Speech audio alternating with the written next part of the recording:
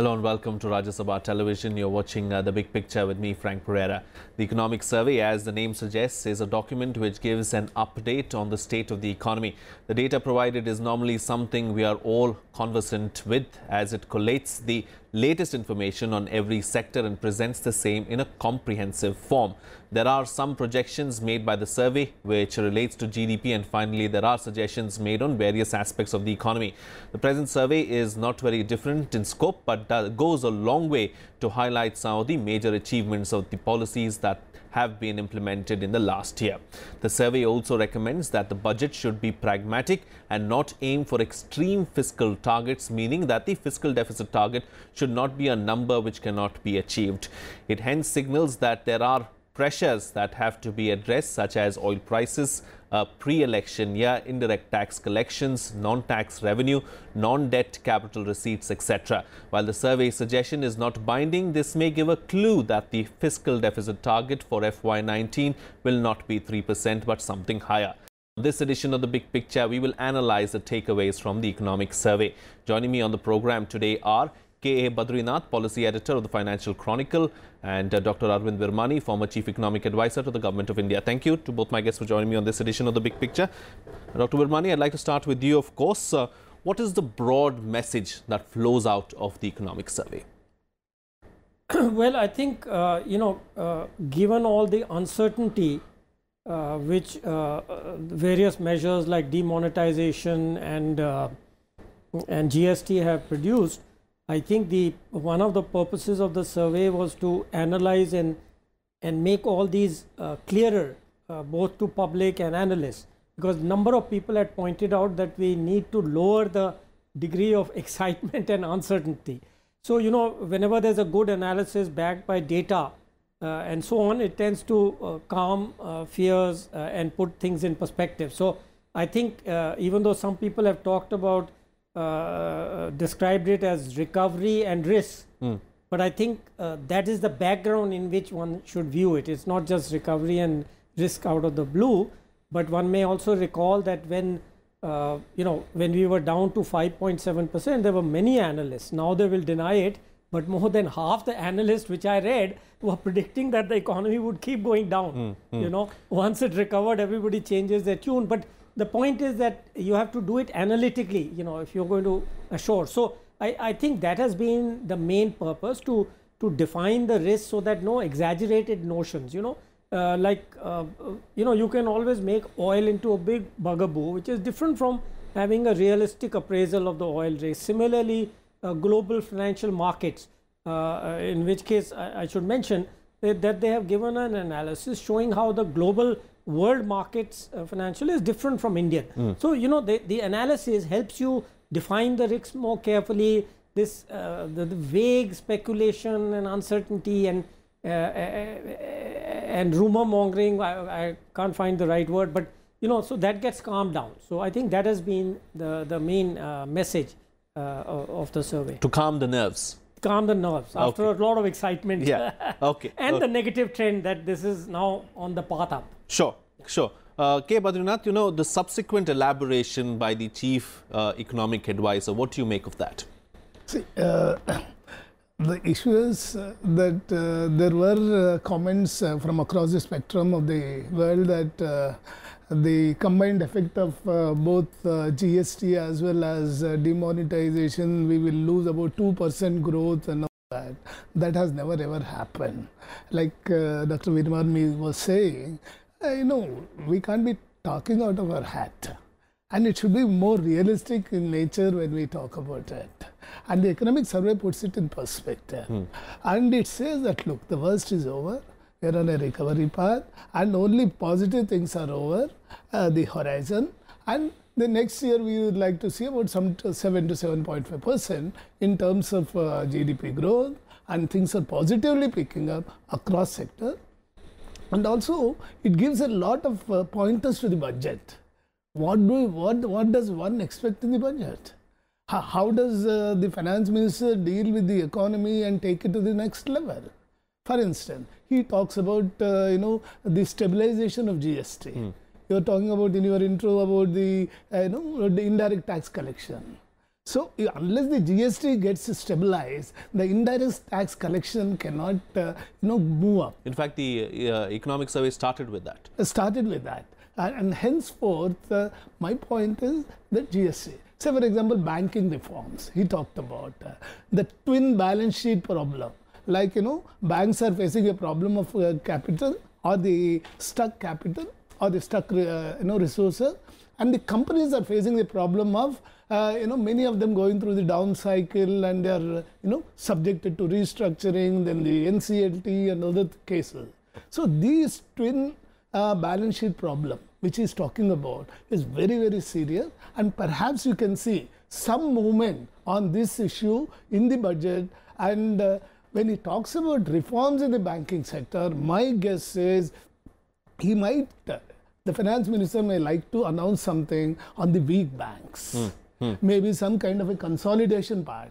If I recall, when Dr. Virmani was in the finance ministry, sir, there was mergers and acquisition kind of a proposal that was going through. Sure. And there was also a proposal that you should have one big large bank with a huge size and a huge balance sheet. So, well, these are things which there are we could be looking in that direction, is what you're suggesting. That's what is, for example, Air India. Yeah. He talks about, disinvesting Air India completely. And he says that, look, we don't need Air India at this point of time in the government domain, and let's go ahead with Air India. Already the cabinet has in principle approved the disinvestment of Air India. So these are the... But the standing committee has said, let's give Air India some more time. So we'll have to wait and see what happens with Air India for the time being. But let's move on now and talk about the budget, Dr. Virmani. What are the indications for the broad nature of the budget from the economic survey? See, the economic survey, the CA, even if he knows something, has to be very careful. So what you expect is some discussion of issues which may come up in the budget. And if you go through, for example, the fiscal deficit, it basically argues from its, from the CA's perspective, what are the pros and cons of, let's say, exceeding the fiscal deficit. So it cannot tell you that is likely to be exceeded or unlikely to be, because that can become a problem with Parliament. Yeah. We've seen that. I mean, it was actually during my time where this one serious case happened from the Ministry of Industry, and there was a big hullabaloo. I mean, it wasn't even a big thing, but even a little thing. Anyway, so what it lays out is the arguments which would come up, whichever side is chosen, so to say. And that, so I would read that as still being uncertain, I still think that they will stick within the targets, but somebody else can do the opposite side and say, okay, they may exceed by 0.2%. So that issue is not resolved by the economic survey. It just gives you the argument. Similarly, of course, the analytical party is quite right about the NPA problem, etc. And the challenges of oil, for example, is something we can discuss. What about the budget? Well, there one interesting one actually is this emphasis he has placed on the institutional structure of the GST Council. Yeah. So on thinking about it, I thought that there may be something proposing such councils for issues which are center state, and there are two I can think of. Agriculture is in the center of the problem, and everybody has said something has to be done. Even the Prime Minister has admitted that agriculture is a problem. That is very, there are union government issues, there are state government issues, largely state, but there are union government issues. So that could be one hint, that something like that may be proposed in the speech. Obviously, there's not really a budgetary allocation issue. So there are one or two pointers like that. With 50%, almost 50% taken care of by the GST, there's not much room for the finance minister to tinker with as far as the budget itself is concerned. Mr. Badarinath, I think it's going to be a budget high on schemes and allocation towards certain sectors, if you look at it that way. More than the allocations, what do you spend is more important, and where do you spend is important. For example, we are talking about agriculture as the focus, yes. Which might be referred to the council, interstate council or GST council, which as a part of the, the doctrine of cooperative federalism and things like that. But here it is that in terms of allocation, agriculture allocation is not. But where do you spend the money is very important. True. Number one. Number two, what is the kind of output you get out of the spending. Is very, very important. And even earlier in these shows, we have talked about that. The agriculture credit will be touching 11 lakh crores this year. And another 1 lakh crores is expected next year. It's 12 lakh crores. And the number of beneficiaries is stagnant at 4 to 5 crore farmers. So point here is, how do you expand that base? Do we need that? And the economic survey talks about, the subsidies need to be, redesigned and things like that. So are subsidies working for the farmers? These are key questions. Perhaps the Interstate Council or maybe the GST Council can look up and say that, okay, let's have a joint strategy on that. Sure. Dr. Virmani, what are the positive indications from the economic survey? The positive is clearly the recovery has been spelt out, because people were still hesitating. I think there is enough credibility which Arvind Subramaniam, my namesake, has earned, that up till now a lot of people, after the CSO estimate of 6.5%, a lot of people gave up their own forecast. I did not. I stuck to my 6.75, and now that he has reiterated it, people will give that more credence.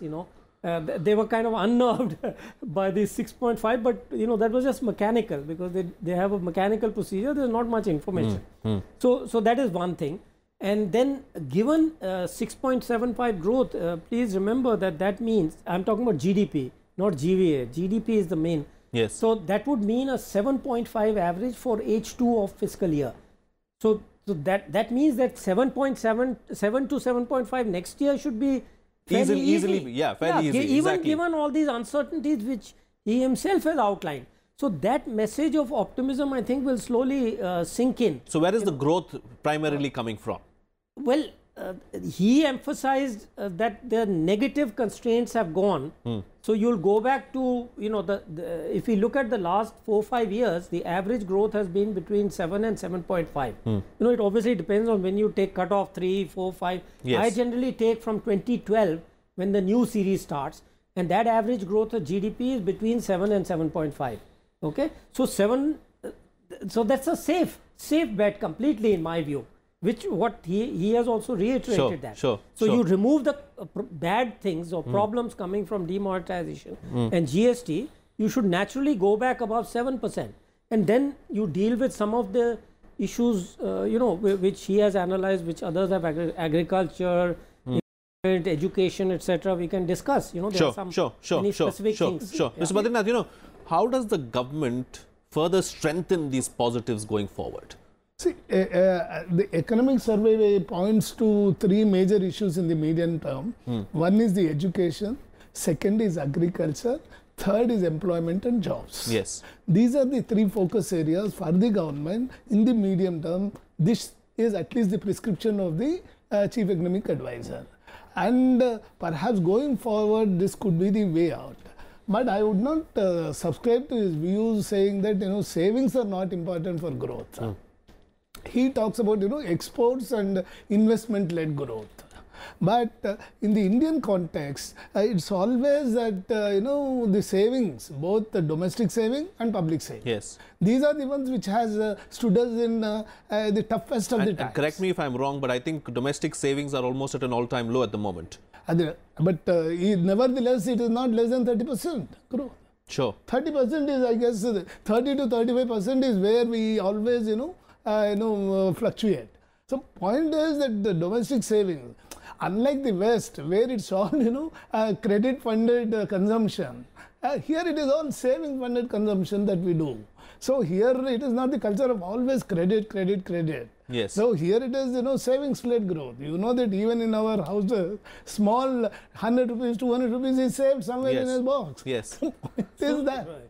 So on savings, one of the most interesting things which has happened, which surprised me, is this shift, apparent shift. I mean, there's not very good data so far, but the apparent shift from housing and land and gold to financial markets. This big inflow of financial resources from the domestic sector is really quite phenomenal. Now, question always is, will it last? How long will it last, etc. Enjoy it while it lasts. Yeah.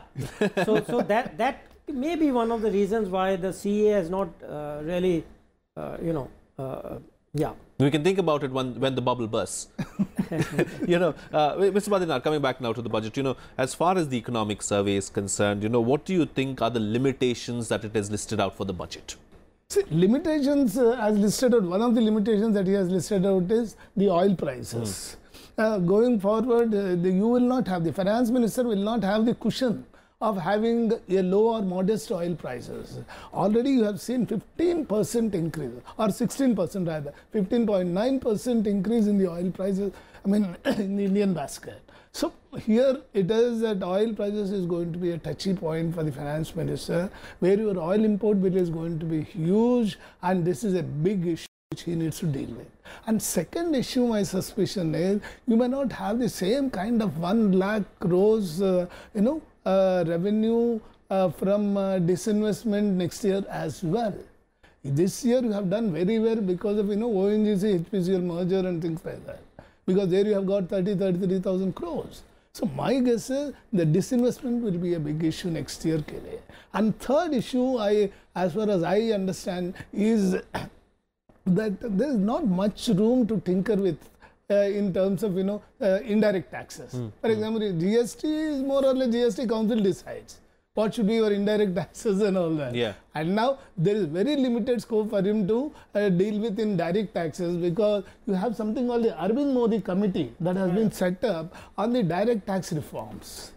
Sure. Third part is the corporate taxes. Even in that, corporate taxes already he has given out a big picture. For 2 years, this will be the reduction in the tax rate, corporate tax rates. So perhaps there could be some amplification on the corporate taxes, whether he can reduce it further by another 2-3%, depending upon the real tax is already almost at around 23% now. If you look at it, so yeah, yes. If you take away plus or minus 2%, and it's more or less in terms of global rates and all that.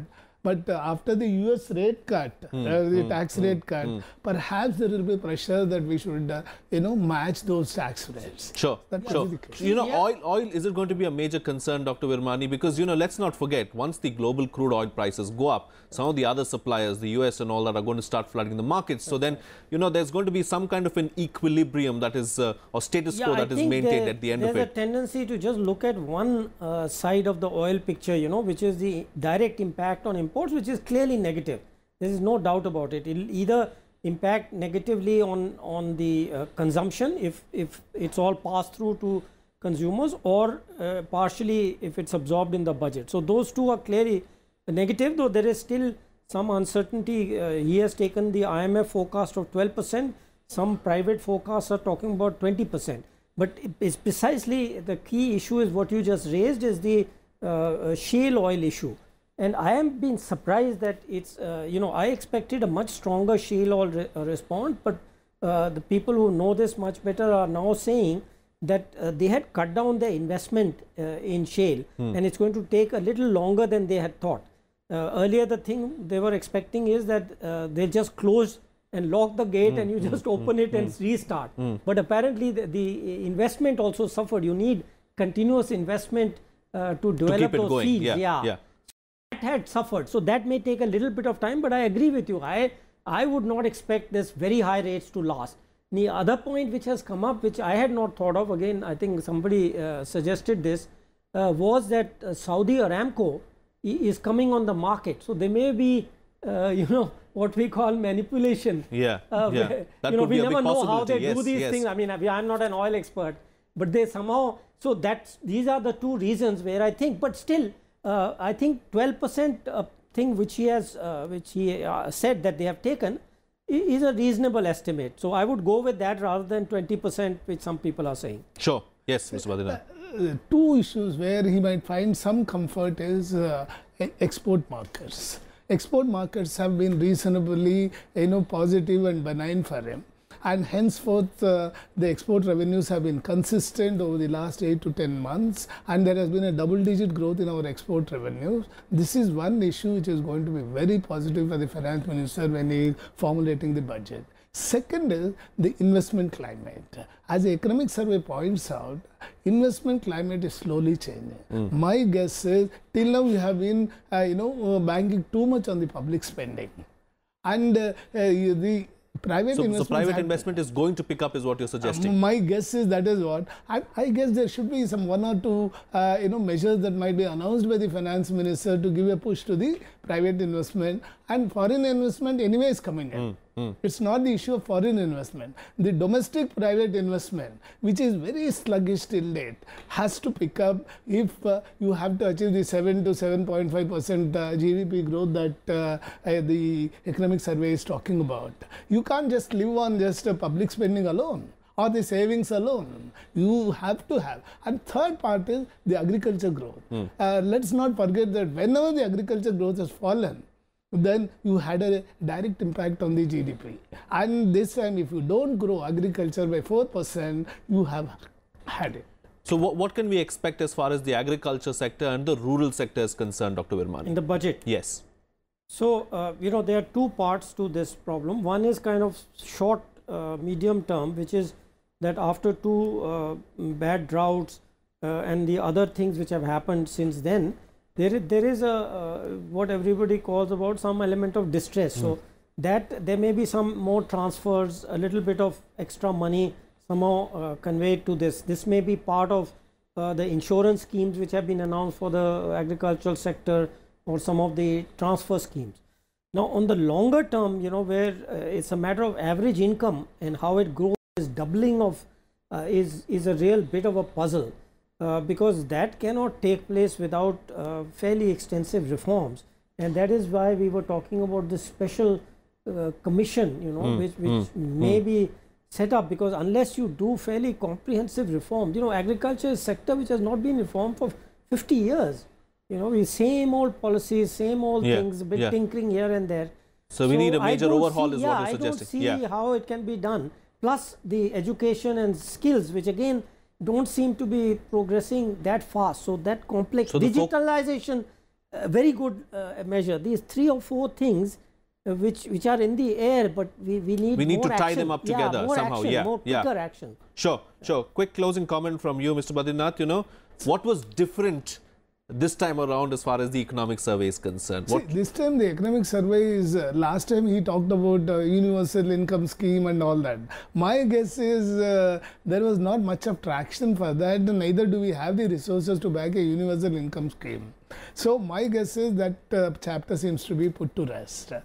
Secondly, he is talking about fresh ideas like taking ahead the banking reforms, mergers and acquisitions, closing down the unviable banks, and then trying to tackle the oil problem issues that you have because of the firming up of prices. Maybe perhaps he's talking about reforms in the direct taxes sector, which may be linked with the recommendations of the Arvind Modi committee, which has been set up by the finance minister and things like that. Sure. Okay, all right. So my guess would be things which are not in the survey, which is something we have recommended, is this welfare reform, I think, which has slowed down.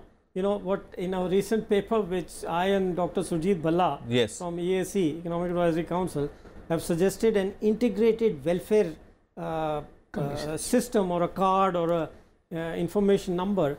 I would be hopeful that something on that lines may happen. Okay, all right. On that note, then we'll have to call it a wrap on this edition of The Big Picture. Thank you to both my guests for joining me on the program and putting things into perspective for us. That's it from me. See you again next time.